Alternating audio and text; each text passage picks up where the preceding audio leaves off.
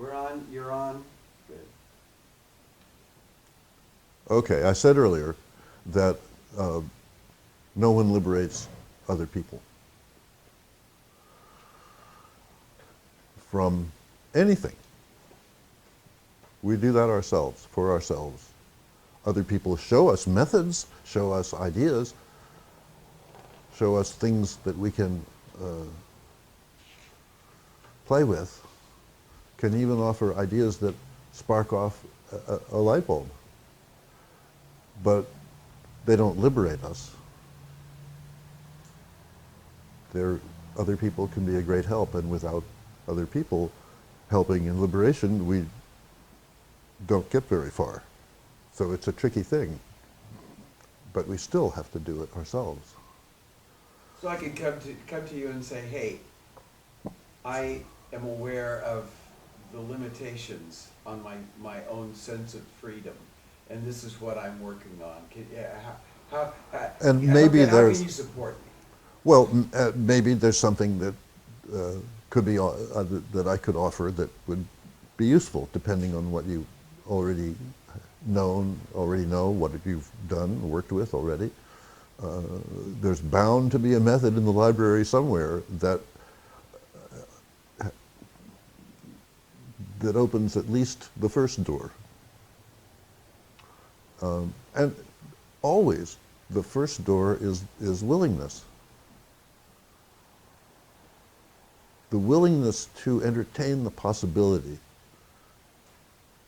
that I'm responsible for my own liberation. And just to expand on that a little bit, liberation, freedom, healing. When I'm thinking about liberation, when I think about freedom, I'm not thinking political, I'm thinking freedom from the traps and snares that are within us. The accumulation of ancestral error, the accumulation of societal error, the accumulation of whatever you want to call it, original sin in Western culture, the chief god's younger brother in the South Seas, whatever it is, if we can become aware that something is not right,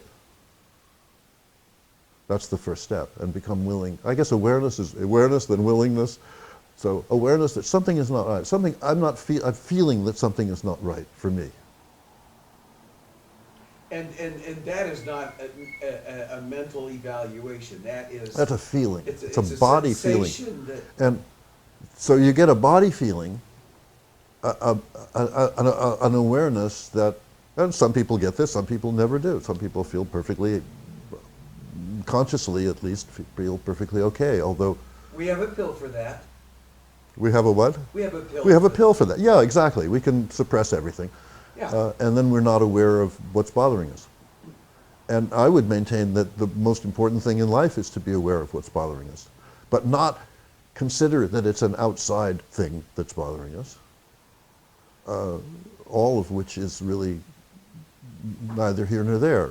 It could be people doing so-called bad things, people going to war, people committing atrocities, whatever, all these bad things. That's not the problem. The problem is that we harbor, we've inherited, you might say, we've absorbed non-beneficial impulses that are not conducive to our own liberation, because they're the very prisons that we live in. The prisons of fear. Basically, that's, everything stems from fear. So you can look around and you say, well, okay, who can I trust? Well, you look around and you say, I can't trust anybody who promotes fear. Because that's not, I've come to the point where I realize, oh, that's not actually in my interest. That really is not, so at least I know my own interest to that extent. I can say, oh, I realized one thing in this life, that fear is not in my interest. So once you get to their awareness, like, not only is it not in my interest, but I have it. about, hey, there's a train coming down the road, coming down the tracks, and you're on the tracks. Shouldn't you be afraid? Well, yeah, sure, enough to get off the tracks if you can. And if Okay. you can't, then it's surrender. I mean, there's like, Okay. what else? Ah! You can scream, or what you you're can, talking about is not just, that hey, there is something that my dear friend, there's something that you would. It's what Gurdjieff referred to as the terror of the situation. The underlying terror, existential terror of human life. Betrayal, murder, all those things that are in the background of human life that are constantly being presented to us as possibilities. Murder stories, very popular. Violence, very, very popular. Very popular. Enormously popular. You have to wonder. So I'm guessing that you're not planning on seeing the new Star Wars movie. No, I don't think so. I don't think so, because what I've heard, I mean, I just don't want to expose myself to lots of shoot 'em ups, just a cowboy western in spacesuits, as far as I can understand. But if that's their answer to the dilemmas of human life, it's just not adequate. And I can't find myself getting interested in anything that isn't even attempting to penetrate into what actual is going on for people. I mean, that whole Star Wars story, I saw the first three, and it's like, okay, fine. And then I saw the next one, which was a disaster. And I thought, well, what's the point of all this?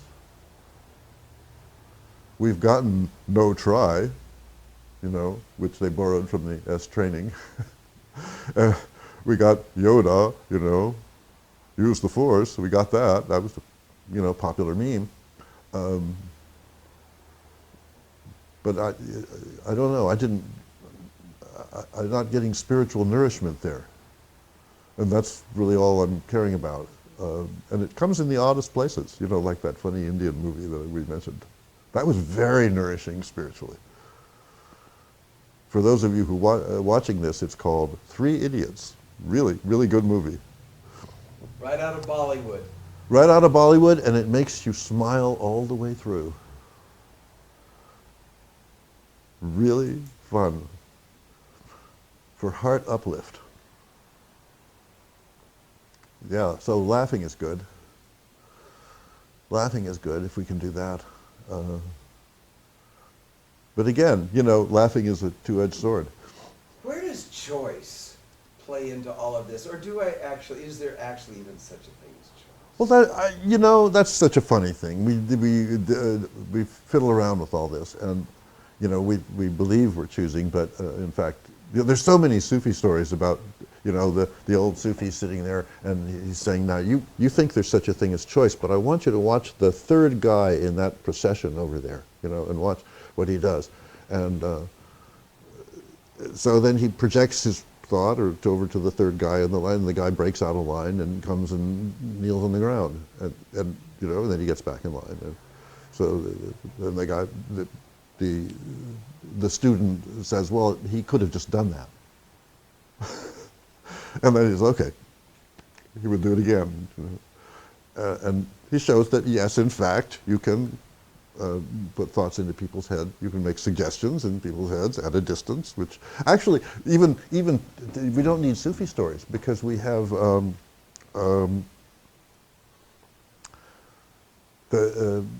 oh gosh, what's his name? The hypnotherapist from Arizona who could sit in an audience of people, and the fourth person over in the 10th row would fall into trance, suddenly stand up and walk to the stage, because he could pick out any person in the audience and zap them into starting to sing or anything you wanted. So you can. Yeah, there's this. We think we control our own actions, but we don't. I mean, that's just a sort of minor example that not only can individuals of certain states of consciousness intervene in our lives in that kind of way, doesn't cause us it doesn't, it makes a ripple, but it's a suggestive ripple. It's more like just a hypnosis session kind of. It's not a control thing. But this is going on all the time, but in a non-positive way. We're being hypnotized constantly by the story. Well, what about my choice? Are we in a position to make a choice, is what I'm saying, when we're hypnotized by all the trainings that we've received? How do we get to the point of choice? And I maintain again that it's through acts of personal liberation, which is about acknowledging what's true and finding a means or a method to make a shift from within. I do have that choice. Are you suggesting that I suggest we have that choice. That we can get to a place, and even that choice is circumscribed because lots of people are not capable of making that choice, and like to fall back into, people with a lot of weight call it the fuck it. Oh fuck it. After, there's a certain effort and you just don't feel like doing anymore, so fuck it. So the fuck it is one of the most common societal preventions of people doing this thing that we call conscious labor and intentional suffering, with a wink. But there's no substitute. And I think that's the first place that we can get to. It's the only choice we have, is to say yes or no to the possibility of self-liberation. And at some point, we may be able to get ourselves into a position of saying, yes, I'm really on this path, which is another level, which you could call dedication to the path. But each person's path is different. I mean, if we start joining somebody else's path, then it's kind of, you get the booby prize. Because that's attachment to somebody else's solution. And we get learning from, we get learning from being in an ashram if we've never had that experience. We get learning from being in a seminar. But if we become attached to it, then it's to miss the point.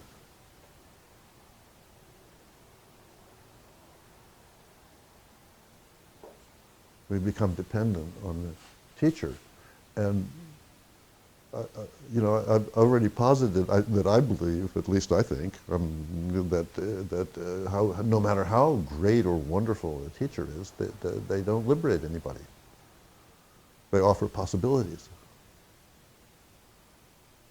You can get there from here. I think so. I mean, but that's my hope is eternal. In that regard. That's what a teacher, maybe a great teacher, can do, is say, you can get there from here. Possibilities are at hand. Yeah, that's the thing. My sister has a slogan that she repeats called, which is believe nothing, entertain possibilities. It's very sensible, really. I think I like it.